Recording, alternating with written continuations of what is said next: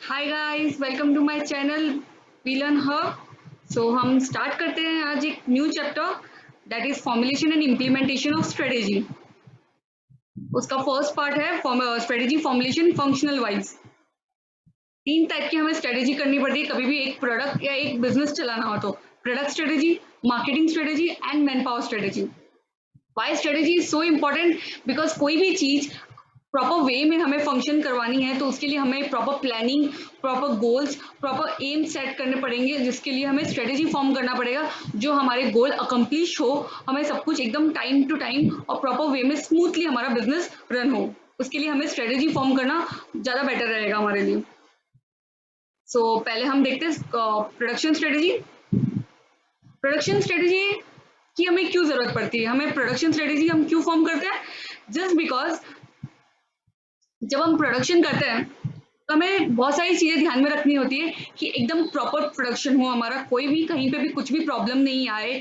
जैसे मशीन्स में प्रॉब्लम आ गई, इक्विपमेंट्स में प्रॉब्लम आ गई और रॉ मटेरियल में प्रॉब्लम आ गया। अगर मैं स्ट्रेटेजी फॉर्म करी कि कौन से टाइम पे कितना क्या चाहिए मुझे, तो मेरा एक प्रॉपर फ्लो आएगा प्रोडक्शन का। कुछ भी ज़्यादा कॉस्ट नहीं लगेगा, कहीं पे भी मुझे ज़्यादा कॉस्ट नहीं लगेगा, कहीं पे भी कुछ भी वेस्टेज नहीं होगा। ये सबको अवॉइड करने के लिए और स्मूथ रन के लिए मुझे प्रोडक्शन स्ट्रेटेजी करनी पड़ती है, right? So let's see need of production strategy. Why I do production strategy? क्या नीड है इसकी? Production strategy play a crucial role in shaping the ultimate success of a firm, right? एक अच्छे से अगर प्रोडक्शन स्ट्रेटेजी एक मेरा base हो गया है मेरे कंपनी का, क्योंकि ये स्टार्ट है, यहाँ से मैं प्रोडक्शन से मार्केटिंग सेल्स ये सब करूंगी। तो एक अगर मेरा प्रोडक्शन स्ट्रेटेजी ही मेरा स्ट्रांग होगा तो एक मेरी बिजनेस क्या होगा, सक्सेसफुल हो पाएगा एकदम इजीली, राइट? मेरे को चेक करना है कि कितना प्रोडक्शन एक्टिविटी प्रॉपरली मैनेज हो रहा है, एफिशिएंटली कितना कर पा रही हूँ मैं मैनेज उसको। Two major factors that contribute to business failure are excellence of the product and excessive production cost. Production strategy मैं मेनली क्यों करती हूँ? क्योंकि बहुत सारे प्रोडक्ट्स क्या हो जाते हैं, डैमेज हो जाते हैं, खराब हो जाते हैं, बनाते बनाते कुछ डैमेज हो जाएंगे, कुछ इधर से उधर ट्रांसफर करने में डैमेज हो जाते हैं, राइट? और एक्सेसिव प्रोडक्शन कॉस्ट लग जाता है। मशीन्स एक्सेसिव चल गई है, कुछ काम नहीं है फिर भी वो रन कर रहा है, यहाँ पे इसकी जरूरत नहीं थी, इतने प्रोडक्शन की जरूरत नहीं थी, फिर भी मैंने इतना प्रोडक्शन बना लिया, मैंने चेक नहीं किया कि कितनी डिमांड है, रॉ मटेरियल कितना चाहिए था उससे ज्यादा मैंने मंगा लिया है। ये क्या हो गया? एक्सेसिव प्रोडक्शन कॉस्ट हो गया, राइट? तो मुझे ये सबको ध्यान में रख के स्ट्रेटेजी फॉर्म करनी है जिससे ये सब वेस्टेज मेरे क्या हो जाए, कम हो जाए और बिजनेस में मेरा कॉस्ट मेंटेन रहे, right? So formulation of production strategy. First step is study the overall corporate plan and define the objective.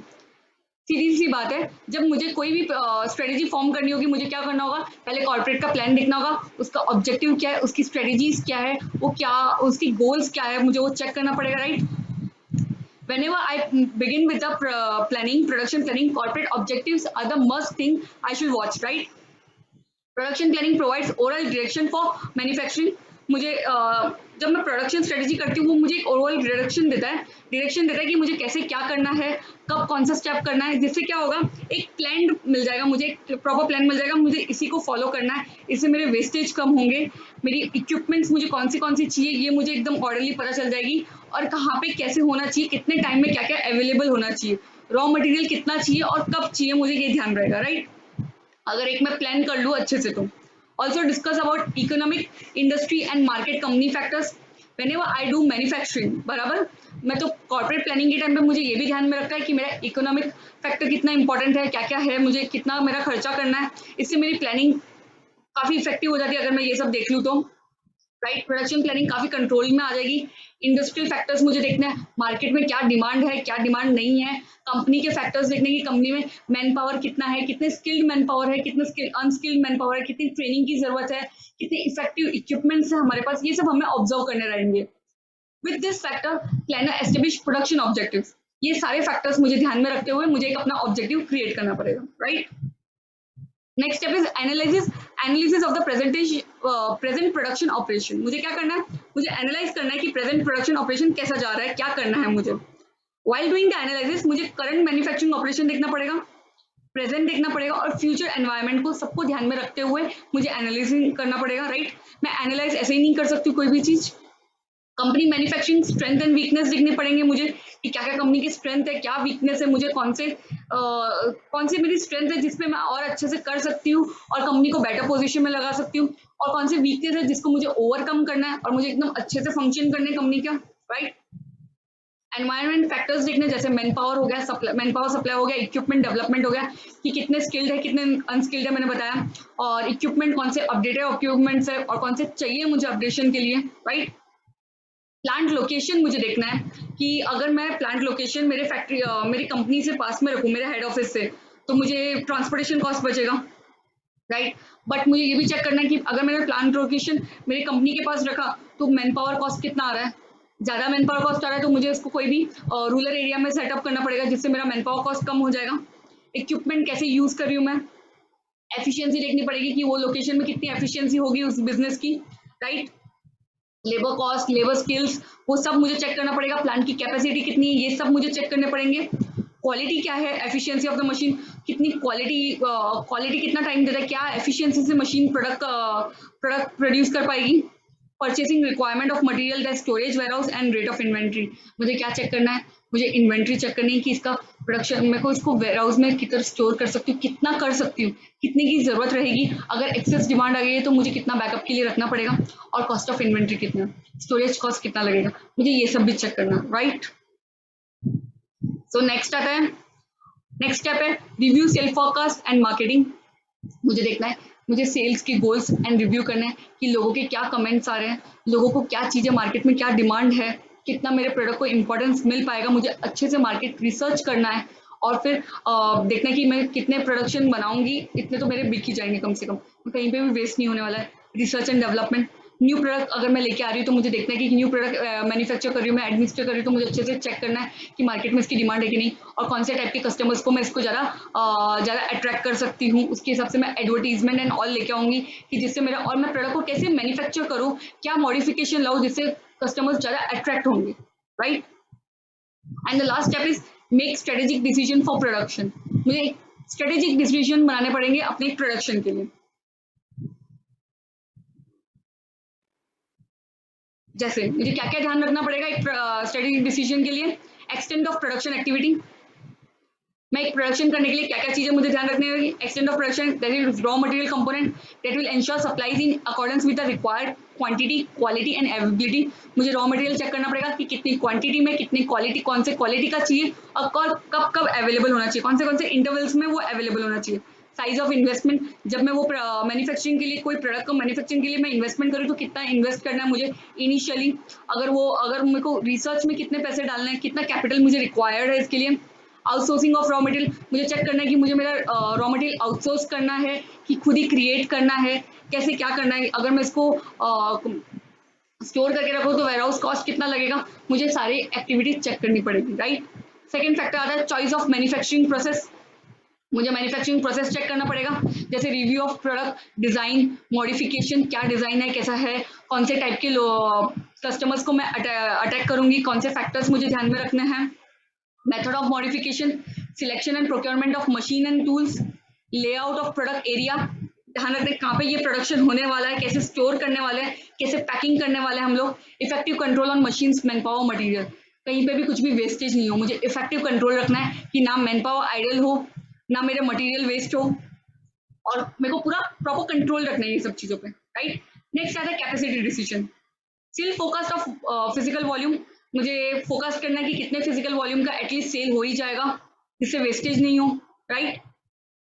Policy decision of what will be purchase instead of made, मैं कौन सा बाहर से खरीद सकती हूँ, मेरे यहाँ पे नहीं बना के, इससे कितना कॉस्ट सेव होगा, अगर मैं बाहर से खरीदूँ तो कितना कॉस्ट सेव होगा, अगर नहीं खरीदूँ मैं यहीं पे मेरी कंपनी में, मेरी फैक्ट्री में बनाऊँ इसे, अगर मेरे रॉ मटेरियल को, तो कितना कॉस्ट सेव होगा उससे, दोनों को मुझे मैच करके एक डेटा निकालना है और मैं उसके हिसाब से डिसीजन लूंगी। मेरा मशीन प्रोडक्टिविटी देखनी है, मशीन की प्रोडक्टिविटी, कितना मशीन एक अच्छे से काम करेगा, कितने टाइम में ये स्पेयर हो जाएगा, मुझे न्यू मशीन इंस्टॉल करनी पड़ेगी, इसका डेप्रिसिएशन कॉस्ट क्या निकालना पड़ेगा, मुझे ये सब चेक करनी पड़ेगी। डिमांड ड्यूरिंग द पीक, अगर पीक सीजन में इसका डिमांड आया तो मुझे बैकअप के लिए कितना रखना है, कैसा रखना है, क्या क्या करना पड़ेगा मुझे डिमांड के लिए, या फिर मैं उसको आउटसोर्स करवाऊँ बाहर से तो ये मेरा डिमांड हो पाएगा कि नहीं, कहाँ पे स्टोर करके रखूँ ये गुड्स मैं, या रॉ मटेरियल कितना मैं बैकअप के लिए रखूँ कि मैं पीक सीजन के टाइम पे ये डिमांड फुलफिल कर पाऊँ। राइट। नेक्स्ट आता है चूजिंग मशीन एंड इक्विपमेंट्स।